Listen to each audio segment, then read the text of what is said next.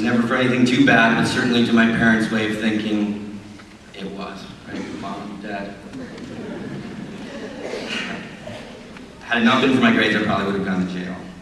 Well, I'm happy to say I haven't been arrested since, and I'm doing all right. The second point is, those students that found success after Pally did it because they pursued their education in some way or other. Some did it formally, some informally. But they went to places where they could seriously pursue what they were interested in. One of the most important experiences of my life is when I went to an art camp after high school. It was important because I was suddenly surrounded by people that loved what I loved. It validated what I was doing. I had the same experience when I left UCLA to attend acting school. I was surrounded by people that were like me. Almost. And granted, there are a lot of weirdos in acting school. There's actually one standing off stage right now. But there are also people that take it very seriously. When you're in high school, it can be difficult. You're thrown together with a lot of random people who don't necessarily share your passions. But it's not always like that. So go out there and find the people that share your interests.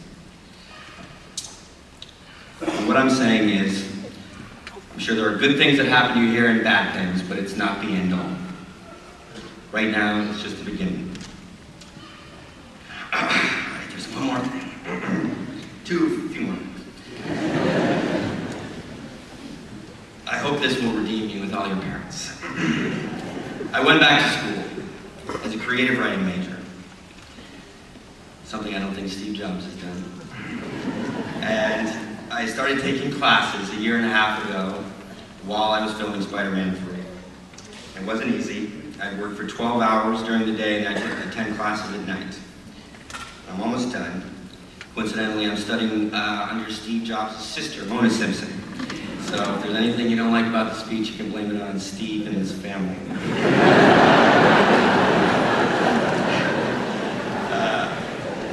Just kidding. Why did I go back to school? I already had a job, conflicted with my work. And when you're making a film that costs several $100 million, nobody cares if you're missing your Shakespeare lecture. But I made it work, because I wanted to make it work.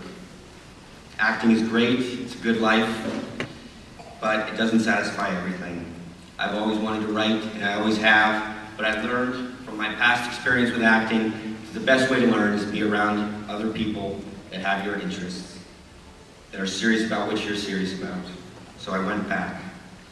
The difference between my experience at UCLA when I was 18 and now has everything to do with my commitment. I'm in classes with people at least 7 years younger than I am.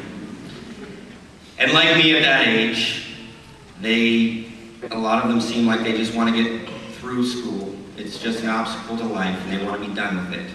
It doesn't have to be that way. I encourage you to learn, major in something that you love, and work your ass off. Those are the two ingredients, passion and hard work. Everybody that I know that has succeeded at anything that I respect have had those two ingredients. All right, I know I've been talking a lot about myself. So I'll leave you with a favorite writer of mine talking about himself. It's an excerpt from a letter that Hunter S. Thompson wrote to a 14-year-old boy who had written Hunter to say how much he loved his book, Hell's Angels, and that he wanted to run off and be a Hell's Angel. Here's what Hunter said to the boy.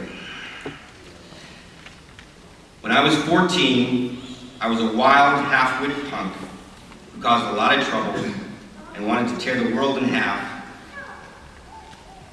if for no other reason than it didn't seem to fit me well. Now looking back on it, I don't think I changed much of what I did in those days. But I've learned one crucially important thing since then. And that's the idea of making your own pattern, not falling into grooves that other people made. Remember that if you can do one thing better than anybody, it'll make your life a hell of a lot easier. It'll make life a hell of a lot easier for you in this world, which is a pretty mean world when you get to know it. And a lot of people in it can ride big Harleys, especially in California. There's one more thing. I don't know if it's my place to say it, but I feel strongly about it. When you go off to school and you're away from your parents for the first time, and you go into parties and you go into frat parties, be careful. There are a lot of people that are older than you there, they know the ropes, and there's some of them that will want to take advantage of you. So I'm not telling you don't have fun, I'm just saying be careful. Take what you will of that. Class of 2007, this is the end of high school, but it's not the end of your education. Congratulations and good luck.